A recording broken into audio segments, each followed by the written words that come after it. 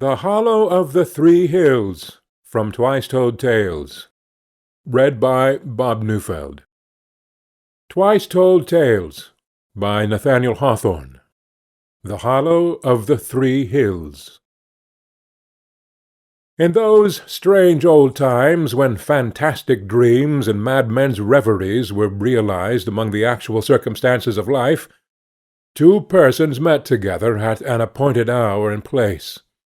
One was a lady, graceful in form and fair of feature, though pale and troubled, and smitten with an untimely blight in what should have been the fullest bloom of her years. The other was an ancient and meanly dressed woman of ill-favoured aspect, and so withered, shrunken, and decrepit, that even the space since she began to decay must have exceeded the ordinary term of human existence.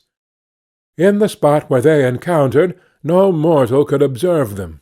Three little hills stood near each other, and down in the midst of them sunk a hollow basin, almost mathematically circular, 200 or 300 feet in breadth, and of such depth that a stately cedar might but just be visible above the sides.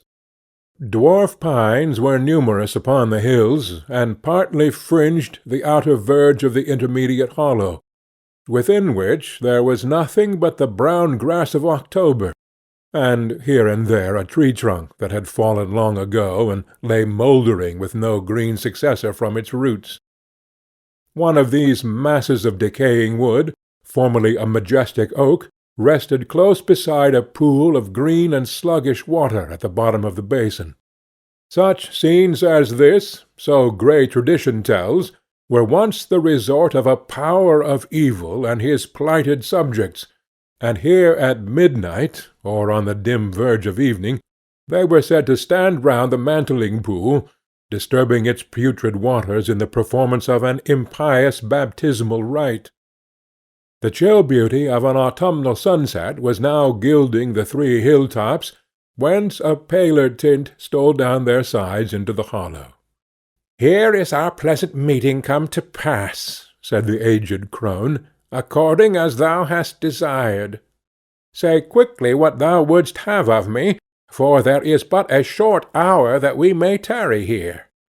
As the old withered woman spoke, a smile glimmered on her countenance like lamplight on the wall of a sepulchre. The lady trembled, and cast her eyes upward to the verge of the basin, as if meditating to return with her purpose unaccomplished.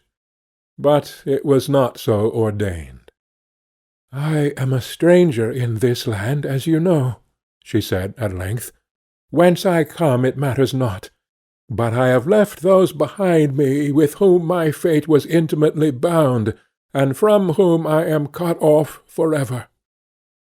There is a weight in my bosom that I cannot away with, and I have come hither to inquire of their welfare."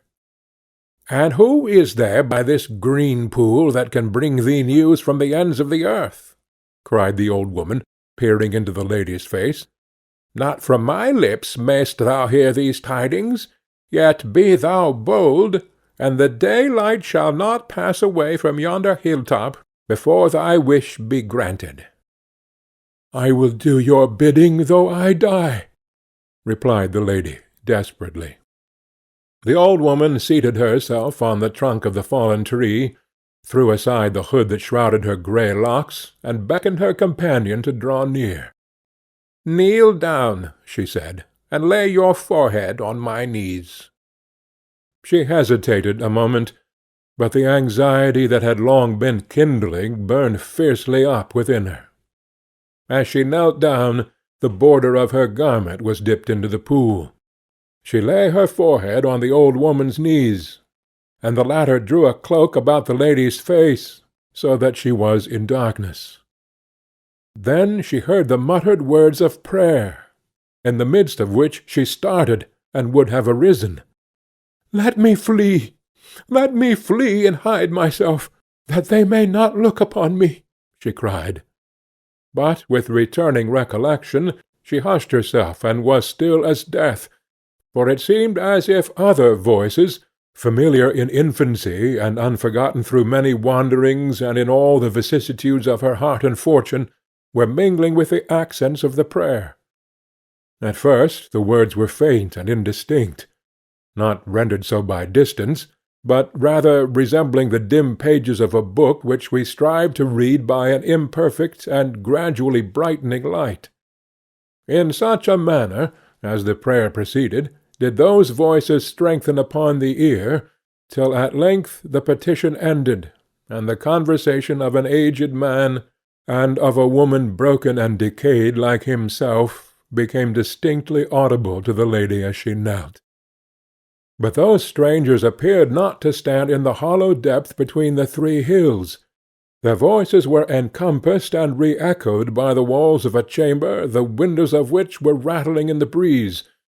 The regular vibration of a clock, the crackling of a fire, and the tinkling of the embers as they fell among the ashes, rendered the scene almost as vivid as if painted to the eye. By a melancholy hearth sat these two old people, the man calmly despondent, the woman querulous and tearful, and their words were all of sorrow.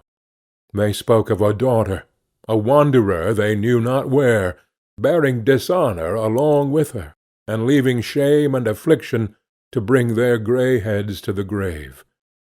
They alluded also to other and more recent woe, but in the midst of their talk their voices seemed to melt into the sound of the wind sweeping mournfully among the autumn leaves, and when the lady lifted her eyes, there was she kneeling in the hollow between three hills.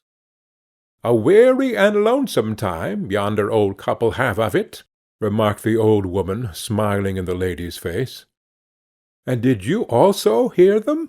exclaimed she, a sense of intolerable humiliation triumphing over her agony and fear. "Yea, and we have yet more to hear," replied the old woman. "Wherefore cover thy face quickly." Again the withered hag poured forth the monotonous words of a prayer that was not meant to be acceptable in heaven, and soon, in the pauses of her breath, strange murmurings began to thicken, gradually increasing, so as to drown and overpower the charm by which they grew. Shrieks pierced through the obscurity of sound, and were succeeded by the singing of sweet female voices, which in their turn gave way to a wild roar of laughter, broken suddenly by groanings and sobs, forming all together a ghastly confusion of terror and mourning and mirth. Chains were rattling, fierce and stern voices uttered threats, and the scourge resounded at their command. All these noises deepened and became substantial to the listener's ear, till she could distinguish every soft and dreamy accent of the love-songs that died causelessly into funeral hymns. She shuddered at the unprovoked wrath which blazed up like the spontaneous kindling of flume, and she grew faint at the fearful merriment raging miserably around her. In the midst of this wild scene, where unbound passions jostled each other in a drunken career, there was one solemn voice of a man, and a manly and melodious voice it might once have been. He went to and fro continually, and his feet sounded upon the floor. In each member of that frenzied company, whose own burning thoughts had become their exclusive world, he sought an auditor for the story of his individual wrong, and interpreted their laughter and tears as his reward of scorn or pity. He spoke of a woman's perfidy, of a wife who had broken her holiest vows, of a home and heart made desolate. Even as he went on, the shout, the laugh, the shriek, the sob, rose up in unison, till they changed into the hollow, fitful and uneven sound of the wind, as it fought among the pine-trees on those three lonely hills. The lady looked up, and there was the withered woman smiling in her face. "Couldst thou have thought there were such merry times in a madhouse?" inquired the latter. "True, true," said the lady to herself. "There is mirth within its walls, but misery, misery without." "Wouldst thou hear more?" demanded the old woman. "There is one other voice I would fain listen to again," replied the lady, faintly. "Then lay down thy head speedily upon my knees, that thou mayst get thee hence before the hour be past." The golden skirts of day were yet lingering upon the hills, but deep shades obscured the hollow and the pool, as if sombre night were rising thence to overspread the world. Again that evil woman began to weave her spell. Long did it proceed unanswered, till the knolling of a bell stole in among the intervals of her words, like a clang that had travelled far over valley and rising ground, and was just ready to die in the ear. The lady shook upon her companion's knees, as she heard that boding sound. Stronger it grew, and sadder, and deepened into the tone of a death-bell, knolling dolefully from some ivy-mantled tower, and bearing tidings of mortality and woe to the college, to the hall, and to the solitary wayfarer, that all might weep for the doom appointed in turn to them. Then came a measured tread, passing slowly, slowly on, as of mourners with a coffin, their garments trailing on the ground, so that the ear could measure the length of their melancholy array. Before them went the priest, reading the burial service, while the leaves of his book were rustling in the breeze. And though no voice but his was heard to speak aloud, still there were revilings and anathemas, whispered but distinct, from women and from men, breathed against the daughter who had wrung the aged hearts of her parents, the wife who had betrayed the trusting fondness of her husband, the mother who had sinned against natural affection, and left her child to die.